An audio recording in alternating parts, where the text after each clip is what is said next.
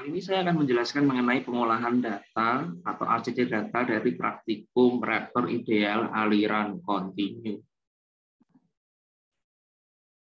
Dalam presentasi ini saya akan menjelaskan 4 poin. Yang pertama adalah perhitungan di dalam Microsoft Excel, kemudian lembar perhitungan reagen atau LPR, kemudian yang ketiga adalah lembar perhitungan, dan yang keempat adalah laporan praktikum. Mari kita mulai dengan pembahasan pertama, yaitu perhitungan dalam Microsoft Excel. Jadi nanti teman-teman silakan membuat file Microsoft Excel. Di dalam file tersebut terdapat 4 tab atau 4 worksheet yang isinya yang pertama adalah ORD 1, lalu ORD 2, penentuan ORD, dan CA model. Seperti pada gambar terlihat ada 4 worksheet yang sudah dibuat. Nanti file Excel yang dikumpulkan formatnya masih file Excel, jadi tidak dikonvert ke dalam file bentuk lain, tetapi langsung file Excel. Silakan dibuat dengan lengkap, rapi, dan sesuai dengan format. Nanti bagian isi lebih detail, silakan teman-teman bisa sesuaikan dengan tampilan pada slide ini. Jadi misalnya pada worksheet 1 dan 2 nanti bisa dibuat judul, tabel, dan tempat grafiknya, dan seterusnya mengikuti yang ada pada gambar di layar.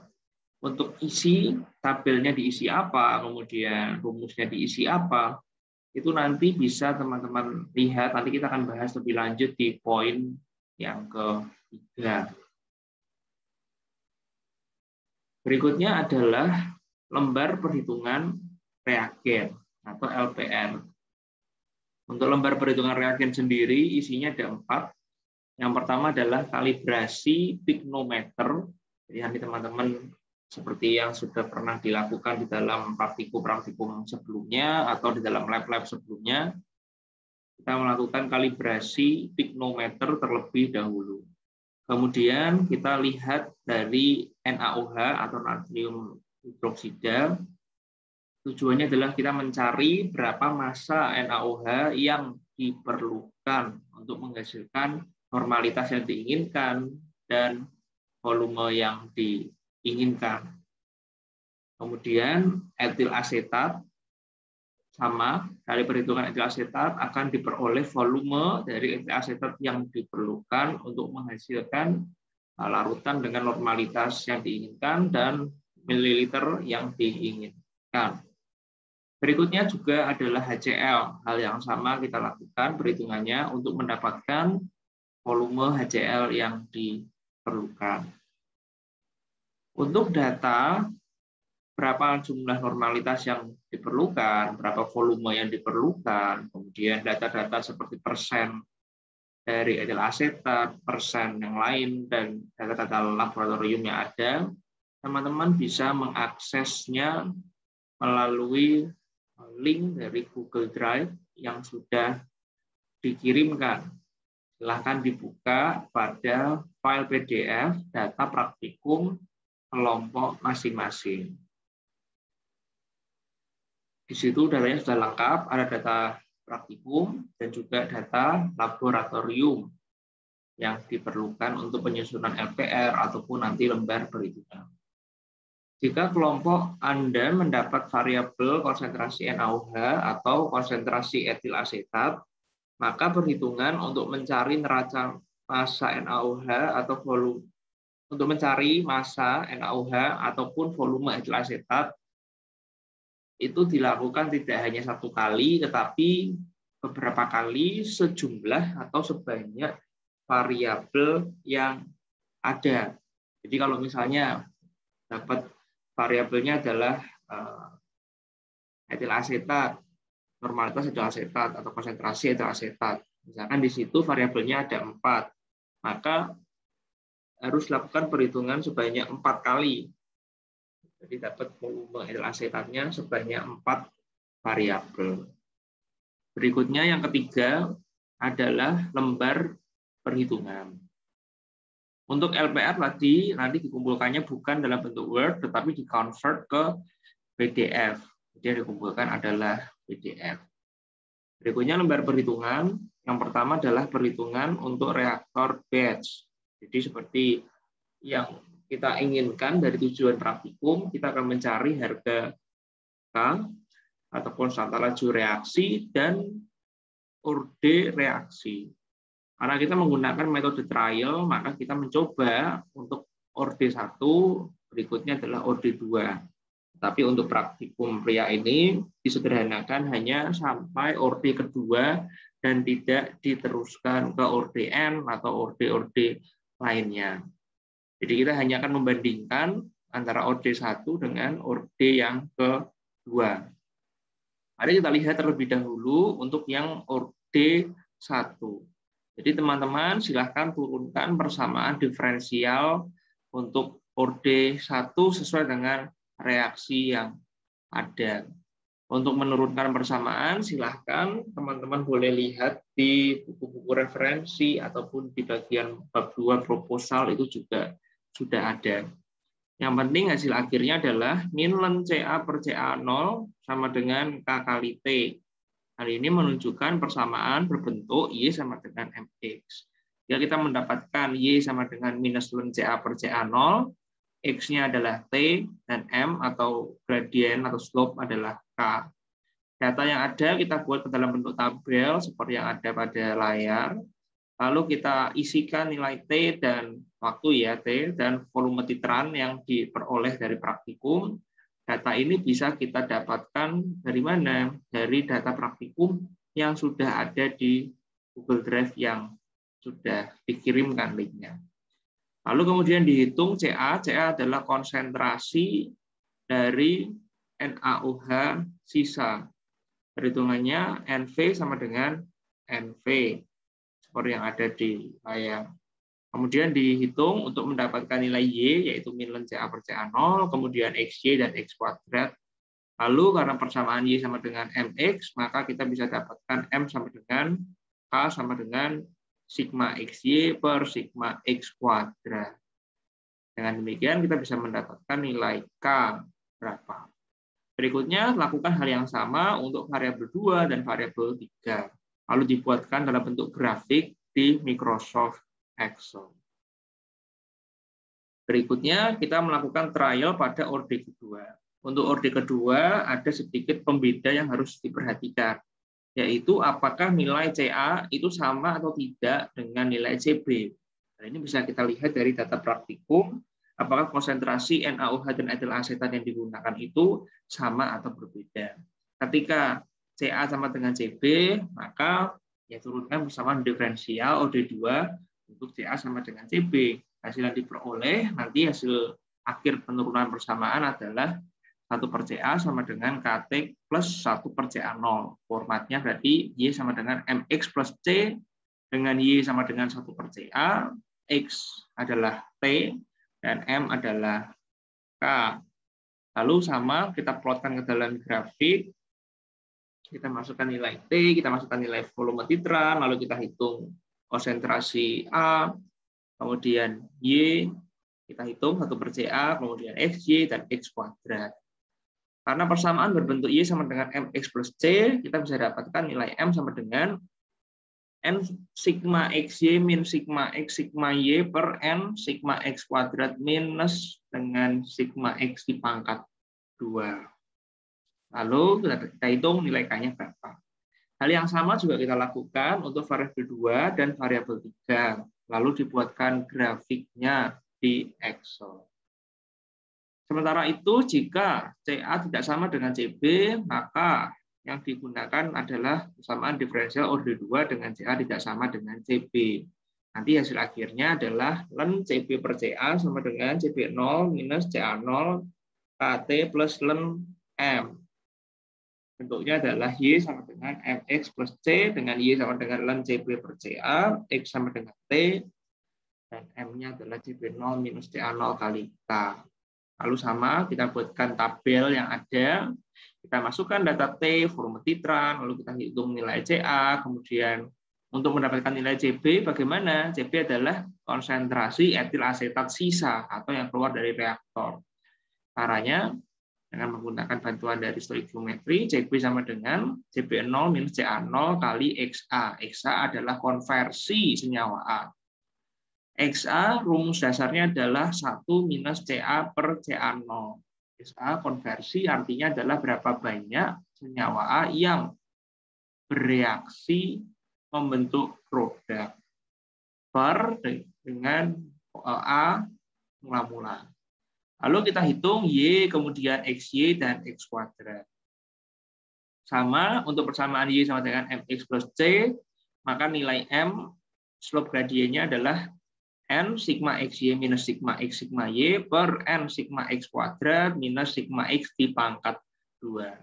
Lalu kita lakukan juga perhitungan untuk variabel 2 dan variabel 3, kemudian kita buatkan grafiknya di Microsoft Excel. Berikutnya, hasil perbandingan nilai R kuadrat, ini salah ya, kuadrat 2-nya ada di atas, maka 2, R kuadrat terhadap variabel apa yang variabelnya teman-teman dapatkan. Lalu kita plotkan ke dalam bentuk tabel sesuai format, kita dapatkan R kuadrat orde 1, R kuadrat orde 2, berapa, kita masukkan, lalu di rata-rata setiap ordenya. Kita dapat R kuadrat average atau R kuadrat rata-rata. Lalu kemudian yang R kuadrat rata-ratanya lebih besar, itulah yang kita pilih sebagai orde yang benar. Harusnya untuk R kuadrat yang terpilih pun harus di atas paling tidak 90, 95, 0,95 seperti itu. Jadi memang mendekati 1, itu berarti benar. Oke, kalau teman-teman ingin mencoba misalnya menggunakan orde 3, orde N, silahkan dicoba sendiri ya. Tapi untuk praktikum ini laporan kita hanya sampai orde 1 dan orde 2 saja untuk memudahkan teman-teman. Berikutnya adalah perhitungan reaktor kontinu. Ketika kita sudah sampai ke sini, maka yang digunakan hanya orde yang dipilih saja.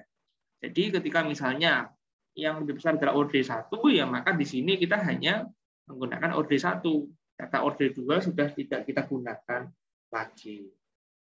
Untuk perhitungan reaktor kontinu, pertama kita lakukan perhitungan neraca massa total. Seperti yang ada di layar. Kemudian, lalu kita hitung, turunkan persamaan neraca massa komponen. Untuk neraca massa komponen ini disesuaikan apakah ordenya orde 1 atau orde 2. Lalu ordenya orde 1, maka nanti turunkan hanya yang orde 1. Kalau ordenya orde 2, maka ya hanya menurunkan yang orde 2. Orde 2 pun harus jelas apakah CA sama dengan CB atau CA tidak sama dengan CB. Jika ordenya yang dipilih adalah orde 1, maka silakan teman-teman nanti salin yang di sebelah kanan ini ya, penurunan neraca massa komponen.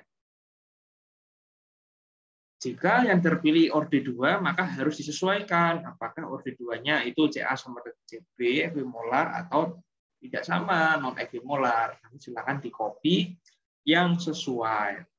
Nah, bagaimana kalau misalnya variabel yang didapat itu misalnya variabel konsentrasi.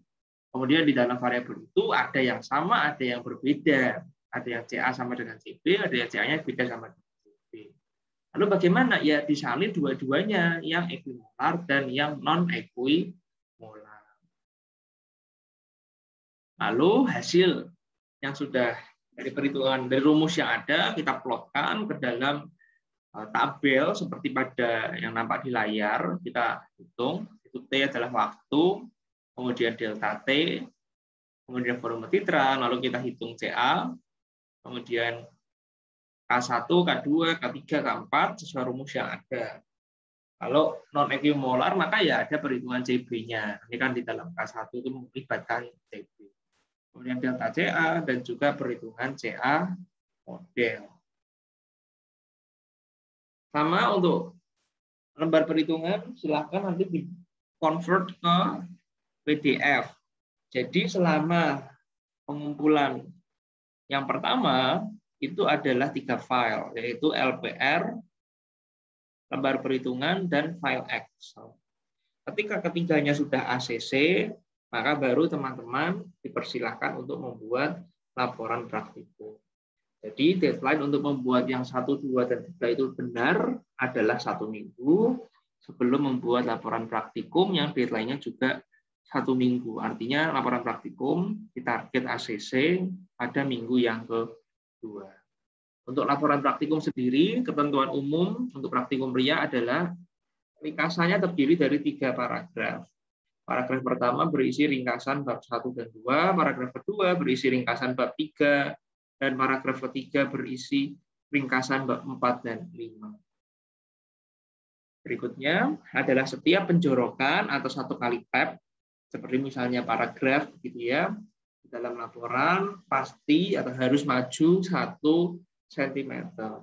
Hal ini tujuannya apa? Tujuannya supaya laporannya juga lebih rapi.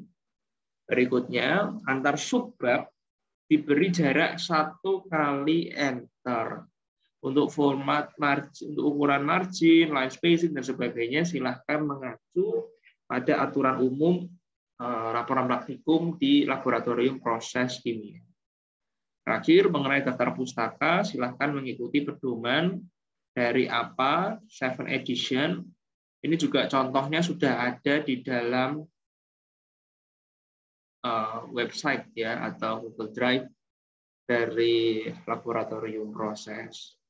Untuk daftar pustaka, silakan teman-teman hanya menggunakan referensi atau daftar pustaka yang sumbernya adalah jurnal internasional saja.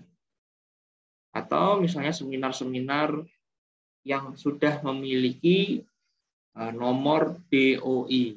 Jadi kalau tidak jurnal internasional atau seminar internasional dan tidak ada DOI-nya, maka tidak boleh dikutip. Berikutnya juga daftar pustaka referensi tidak boleh mengutip dari file skripsi. Jadi harus benar-benar jurnal atau seminar atau buku.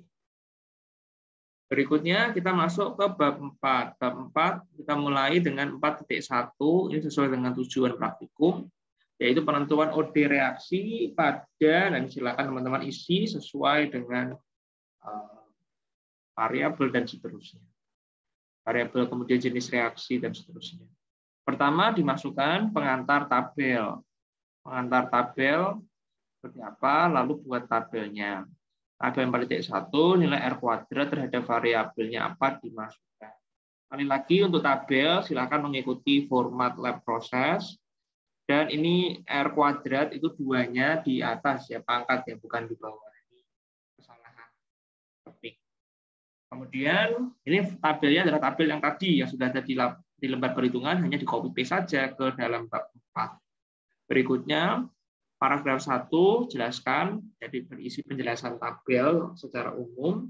Kemudian paragraf 2 silakan dimasukkan interpretasi hasil tabel.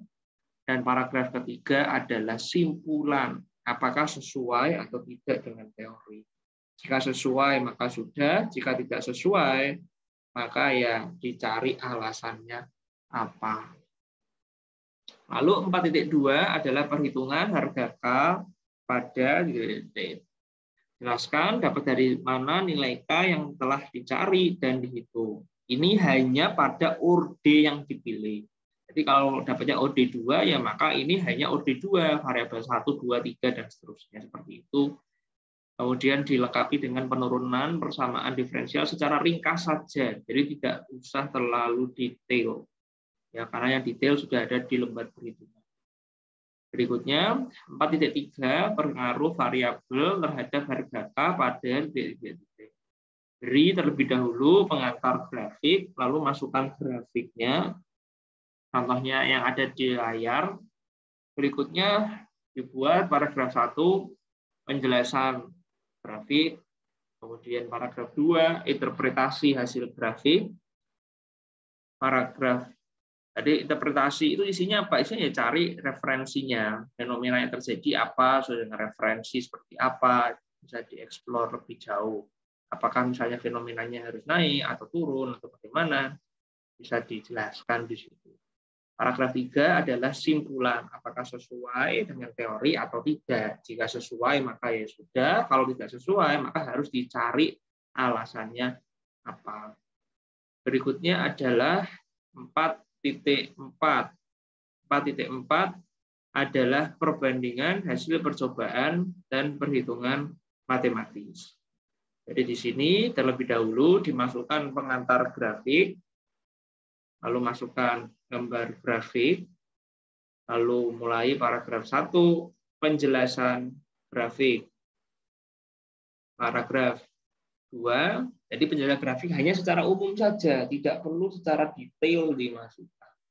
Paragraf 2, interpretasi hasil grafik, jadi bagaimana secara teori harusnya itu seperti apa.